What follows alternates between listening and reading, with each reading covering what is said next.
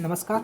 स्वागत आप सभी का एक बार फिर आपके अपने YouTube चैनल टारगेट विद के में। आज की इस क्लास में हम डिस्कस करेंगे 12th class Hindi third poem तीसरी कविता कुंवर नारायण द्वारा रचित।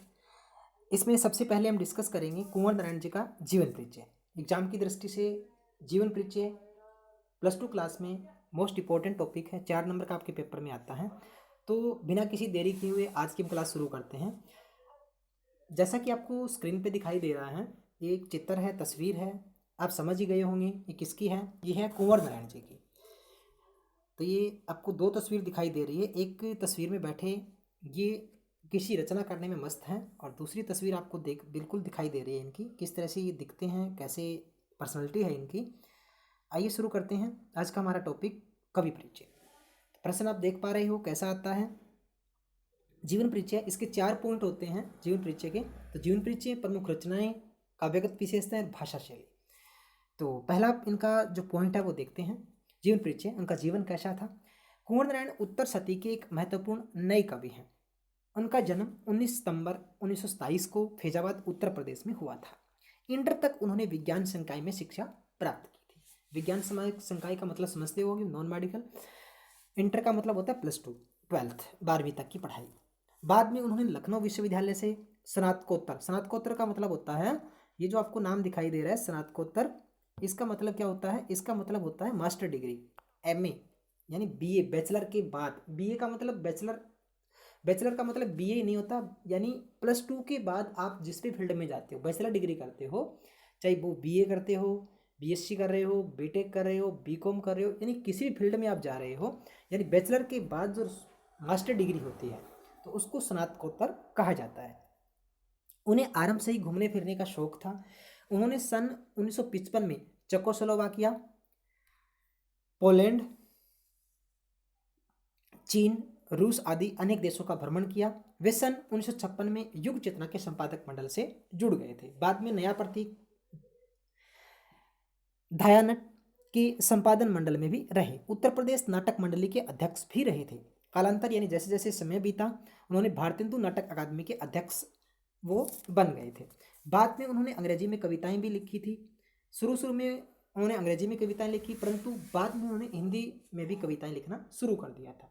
सन 1971 में हिंदुस्तानी अकादमी पुरस्कार, 73 में प्रेमचंद पुरस्कार, 82 में मध्य प्रदेश का तुलसी पुरस्कार तथा केरल का कुमारन आसान पुरस्कार भी प्राप्त हुआ।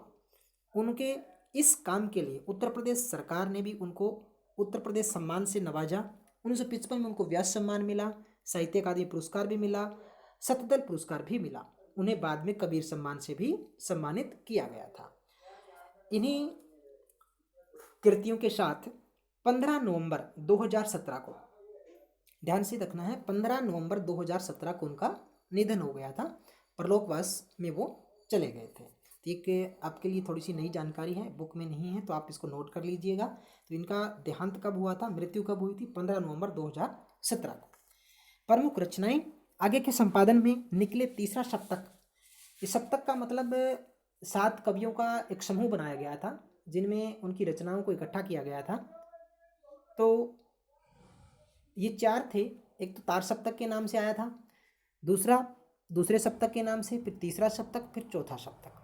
तो ये तीसरे सप्तक में संकलित इनकी कविताएं चक्रव्यूह 1959 में, परिवेश हम तुम 1961 की है, आत्मजी 1965 की, इन दिनों आमने सामने 1997 में की है, कोई दूसरा नहीं 1993, 1993 आदि इनकी प्रसिद्ध काव्य रचनाएं हैं। रचनाएं तो आपको याद करनी पड़ेगी, या इसकी कोई ट्रिक बना लीजिए आप लोग इनको याद करने की कोई लाइन में। इसके अतिरिक्त आकारों के आसपास कहानी संग्रह है इनका, आज और आज से पहले समीक्षा है इनकी, मेरे साक्षात्कार सामान्य इंटरव्यू रचना है, ये उल्लेखनीय रचनाएं हैं। तो ये इनकी रचनाएं हैं, ये मुख्य रचनाएं हैं। वैसे तो इन्होंने काफ़ी सारी रचनाएं भी की है। काव्यगत विशेषताएं, हर कवि अपनी काव्यगत विशेषताओं के कारण अन्य कवियों से अलग होता है। तो इन्होंने भी अपनी काव्य यात्रा के पड़ाव में निरंतर विकास की ओर काम किए हैं। तार सप्तक की कविताओं के बाद कवि ने व्यक्ति के मन की स्थिति के चित्रों का अंकन भी किया है। तो इनकी काव्यगत विशेषताएं जो निम्नलिखित हैं। सबसे पहले इनकी जो पॉइंट इनका बनता है, सामाजिक चेतना, समाज में जागृति लाने का इन्होंने काम किया है। कुंवर नारायण की कविताओं में सामाजिक चेतना का विकास देखा जा सकता है। चक्रव्यूह में जहाँ जीवन के प्रति सामाजिक जीवन का प्रवाह है, वहीं जीवन संघर्षों के अनेक पत्रों की तलाश भी दिखाई देती है। इस काव्य रचना में कवि ने जीवन व जगत की अनेक स्थितियों का वर्णन किया है। जीवन के संघर्षों को कवि अपनी नियति नहीं मानता, बल्कि वह टुकड़ों में बंटी हुई जिंदगी के सुनहरे क्षणों को देखता है। यथा यानी इन्होंने एक अलग रचनाएं लिखी है इसके आधार पे, जहाँ ठहरो जिंदगी के इन टुकड़ों को फिर से संवार लूं और उन सुनहले क्षणों को जो भागे जा रहे हैं पुकार लूं। यानी कवि ने जीवन के प्रत्येक पहलू पे पैनी दृष्टि रखते हुए अपनी रचनाओं से, अपनी कलम से इनको संवारा है। आगे चलकर कवि मन के अस्तित्व का चित्रण करते हुए उनके सामने उपस्थित भयानक स्थितियों का वर्णन करता है। कवि स्वीकार करता है कि विषम परिस्थितियों में आदमी जानवर बन जाता है। यानी जब आदमी के ऊपर संकट आता है, मुसीबत आती है, भयंकर घड़ी आती है, तो वो सारी की सारी इंसानियत के गुण भूल जाता है और बिल्कुल विकराल रूप धारण कर लेता है। इसका कारण यह है कि परिस्थितियों की जकड़न से बाहर निकलकर उसके स्वभाव में बदलाव आ जाता है। यानी वो कुंठित हो जाता है, घृणित हो जाता है, अपने आप को दूसरे इंसानों से अलग समझता है, खुद से उसको खिन्न हो जाती है, तो कहीं ना कहीं उसके मन में अलगाव की भावना आ जाती है।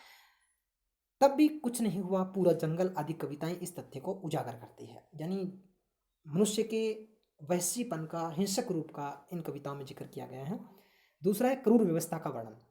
जो समाज की आज की सामाजिकता है, समाज के लोगों की भावनाएं हैं, मनुष्य के प्रति किस तरह से व्यवहार करते हैं, तो उनकी क्रूर भावना, शोषण की जो भावना है उसका जिक्र किया गया है।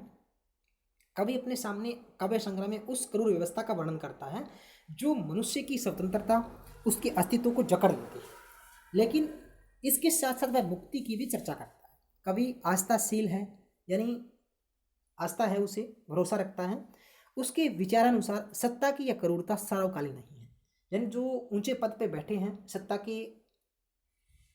सत्ता के ऊपर बैठ करके अपने से नीचे के लोगों का या गरीबों का शोषण करते हैं, उन पे क्रूरता दिखाते हैं, वो कहते हैं चिरकाल तक स्थायी नहीं रहती, कहीं ना कहीं उनका भी अंत होना है। समय बदलेगा, शासन बदलेगा, सत्ता में बैठे लोग बदलेंगे। कहता है एक उम्मीद है अब भी, इसे हटाया भी जा सकता है, यानी सत्ता को बदला भी जा सकता है। इसके लिए कवि नैतिकता से जुड़ने की सलाह देता है। कवि का विचार है कि हमें क्रूर व्यवस्था का डटकर विरोध करना चाहिए, अन्यथा यह संपूर्ण मानवता को निगल जाएगा। क्योंकि मैं तो ये मानता हूँ कि जो व्यक्ति गलत है वो तो दोषी है ही है, लेकिन जो गलत को स्वीकार करता है, गलत को गलत मानने से इनकार करता है, गलत का विरोध नहीं करता, वो उससे भी बड़ा दोषी है। ठीक है, तो जो गलत है उसका विरोध करें, उसका डटकर मुकाबला भी करें और समाज के लोगों में इसके लिए जागृति भी पैदा करें। उनके अफसर, सिपाही और कोतवाल, उनके सलाहकार, मस्करे और नक्काल छा गए हैं, वे सब वापस आ गए हैं। तो कवि ने इन लाइनों के माध्यम से क्रूर व्यवस्था का वर्णन भी किया है। सही मार्ग की खोज। कवि चारों ओर फैली हुई छीना झपटी दुनियादारी में विश्वास नहीं करता। वह मानव जीवन को अंधकार में होने से बचाना चाहता है। वह एक ऐसा मार्ग खोजना चाहता है जो जीवन को गतिशील बनाए रखे और बाधाओं का सामना कर सके। कवि कहता है कि मुझको इन छीना झपटी में विश्वास नहीं, मुझको इन दुनियादारी में विश्वास नहीं, एक दृष्टि चाहिए मुझे, भौतिक जीवन बच सके। तो कवि ने ये जो आपको कविता की लाइन दिखाई दे रही है ना, ये आपको डरने की जरूरत नहीं है। अगर आपको याद रहती है, अगर याद कर सकते हो, अपने क्वेश्चन को, अपने काव्य परिचय को बिल्कुल अलग अंदाज से प्रस्तुत करने का अगर आपको मूड है, तो इन रचनाओं को आप जो इनकी लाइनें हैं इनको याद भी कर सकते हो। ये आपको अलग अलग पॉइंट को आपको बिल्कुल एक तरह से सुनहले अक्षरों में छाप देगा। फिर भी आपको याद नहीं होती तो इन कविताओं को आप छोड़ भी सकते हो, कविता की लाइनों को केवल पॉइंट बिंदु याद रख लीजिए आप लोग। आगे कवि ने जिक्र किया है प्रकृति वर्णन का। तो कवि ने प्रकृति का सुंदर चित्रण तो सभी कवियों ने लगभग किया है। समाज की क्रूर व्यवस्था का भी वर्णन किया है, आस्थावान, सामाजिक जागृति, ये सारे पॉइंट लगभग कवियों की जीवन रचनाओं से या रचनाओं में मिल जाते हैं आपको।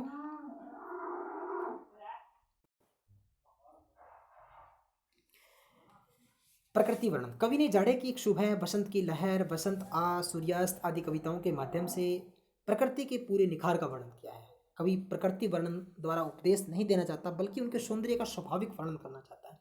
यानी कवि का कोई मकसद नहीं है कि आपको प्रकृति के माध्यम से कोई उपदेश दे, कोई सलाह दे, बल्कि वो तो ये चाहता है कि प्रकृति का सुंदर रूप हमारे सामने आए और हम प्रकृति के इस बिल्कुल प्राकृतिक सौंदर्य का आनंद ले सके। ये कवि ने किस तरीके से कल्पना करके लाइन लिखी है प्राकृतिक सौंदर्य की। अगला है प्रेम के प्रति स्वस्थ दृष्टिकोण। कवि के प्रति, प्रेम के प्रति कवि नारायण का दृष्टिकोण पूर्णतः स्वस्थ व्यक्तिक है। व्यक्ति का मतलब खुद उसका निजी जीवन से जुड़ी हुई राय है, प्रसंग है। उनके विचारानुसार प्रेम मनुष्य के लिए शक्ति का काम करता है। वह निराश तथा कुचले जीवन में भी सजीवता उत्पन्न कर देता है। अगर प्रेम की भावना है, हमारे जीवन में प्रेम का आगमन होता है, तो हमारे अंदर निराशावादी जो भाव हैं वो चले जाते हैं बिल्कुल। इसलिए प्रेम को आत्मा में स्थान देना चाहिए। यानी ये हमारे कण कण में बसा हुआ है, एक तरह से पॉजिटिव सकारात्मक विचारधारा का प्रवेश करवाता है। जिंदा रहने के लिए प्यार एक खूबसूरत वजह है, लेकिन जिंदगी के लिए दिल से कहीं अधिक आत्मा में जग है। ये संसार हमारी आत्मा में बसा हुआ है, बस उसको सही रूप देने की, सही तरह से तलाशने की जरूरत है। अंतिम इसका पॉइंट है भाषा शैली।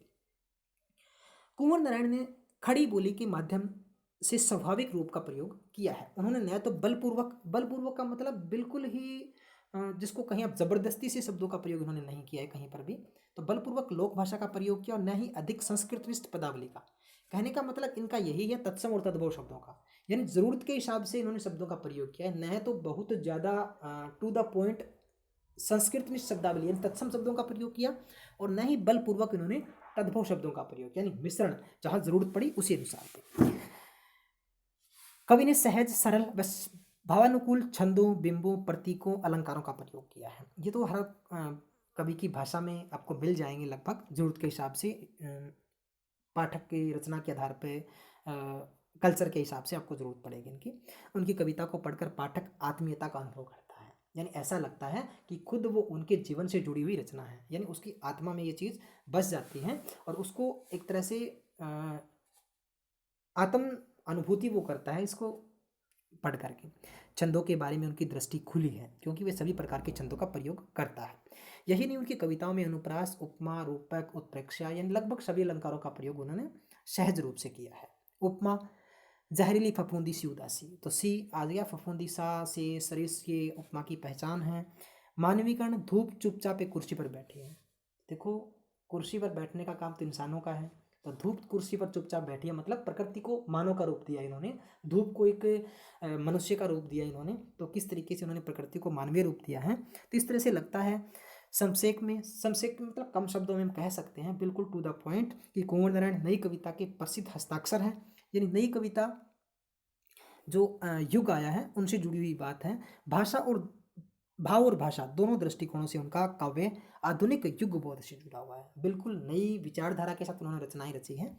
तो ये आपके कुंवर नारायण जी का जीवन परिचय था, जो आपके लिए इम्पोर्टेंट एक विषय है। अगर आपको वीडियो अच्छी लगी हो, समझ में आई हो, तो प्लीज़ हमारे चैनल को सब्सक्राइब करें, लाइक करें, शेयर करें। एक बिल्कुल छोटी सी बात से मैं अपनी बात को, अपनी क्लास को विराम देता हूँ। हम आपकी सुख समृद्धि व उत्तम स्वास्थ्य की कामना करते हैं। घर में रहें, स्वस्थ रहें, मस्त रहें, ऑनलाइन क्लासेस के माध्यम से पढ़ते रहें। बिल्कुल अपने परिवार का ख्याल रखें, परिवार को समय दें, परिवार के साथ बैठ कर के बातचीत करें, उनको समझें, अपने विचार उनके साथ साझा करें और अपने परिवार के सदस्यों के साथ मिल करके उनका सम्मान करें। थैंक यू, मिलते हैं नेक्स्ट क्लास के अंदर।